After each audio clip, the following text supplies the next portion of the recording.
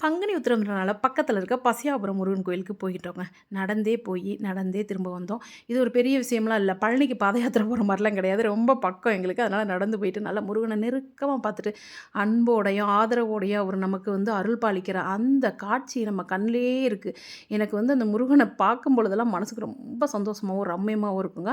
இன்னைக்கு நல்ல திருக்கல்யாண நேரத்திலே போயி அருமையா அந்த பூப்பந்து அந்த பூ பார்த்தீங்களா? பந்து தூக்கி போட்டு கடைசில முருகன்ட்ட போறது, மாங்கல்யத்த எல்லாத்துட்டையும் குடுத்து, தெய்வம் நமக்கு ஆசீர்வதிக்கட்டும் அப்படின்னு சொல்லிட்டு, அந்த பூக்கள் போட்டு, பிரசாதம் வாங்கிட்டு, எல்லாமே சிறப்பா, சந்தோஷமா அந்த முருகன் காலடியில வச்ச தேங்காயெல்லாம் விடுறாங்க. ரூ.